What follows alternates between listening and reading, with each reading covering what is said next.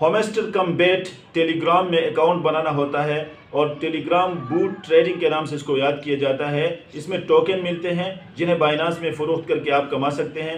Task भी मिलता है, इनवाइट करना भी होता है। तो इससे कमाना शरअन दुरुस्त है या नहीं है।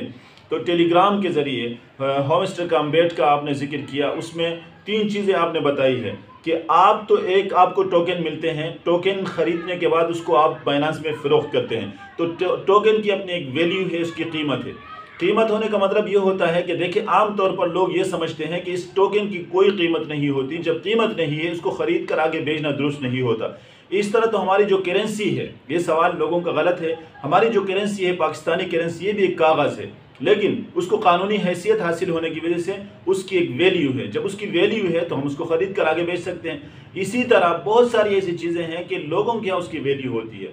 अब ये जो ऑनलाइन अर्निंग होती है, इसमें मुख्तलिफ जो बिटकॉइन है, क्रिप्टो करेंसी है, मुख्तलिफ चीज़ें ऐसी हैं जिनका आम तौर पर जो है देखने से आम लोग तो ये समझते हैं कि इसकी कोई वैल्यू नहीं है, लेकिन बहुत सारा ऑनलाइन अर्निंग करने वाले लोग इसको जानते हैं कि उनके यहाँ इसकी वैल्यू है। जब वैल्यू है तो आप इसको ख़रीद भी सकते हैं। ख़रीदने के बाद बाइनांस में आप इसको फ़रोख्त करते हैं, तो इसके ज़रिए जो आप प्रॉफिट लेते हैं ये शरअन दुरुस्त है, इसमें कोई हरज नहीं है।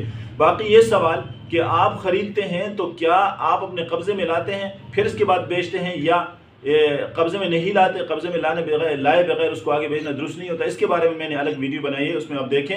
इसका फ़िज़िकल कब्ज़ा करना ऑनलाइन अर्निंग में ज़रूरी नहीं होता।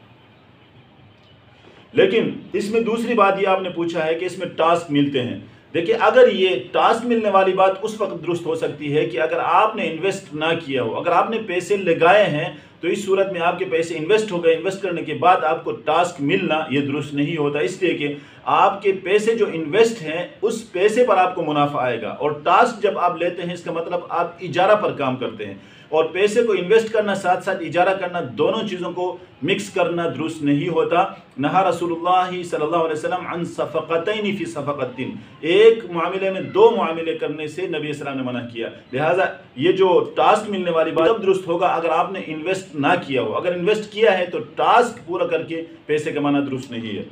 और तीसरी बात आपने ये पूछी है कि इनवाइट भी यहाँ आप कर सकते हैं, तो इनवाइट करने वाली बात तब दुरुस्त है अगर जिन लोगों को आप इनवाइट करते हैं, इनवाइट करने के बाद उनसे वहाँ पैसे लिए जाते हैं, एप्लीकेशन वाले पैसे लेते हैं और उन्हीं पैसों से आपको अगर वो कमीशन देते हैं तो ये शरअन दुरुस्त नहीं होगा।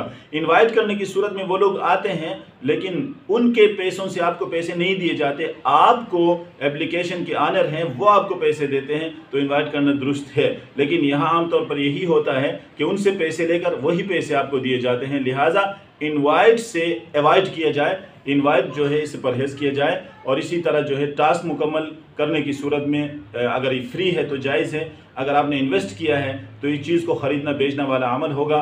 ये सही है कि अब आप कुछ पैसे देकर टोकन ख़रीदते हैं, उसको आगे बाइनांस में बेचते हैं और इस तरह आपको शरअन कमाना दुरुस्त है।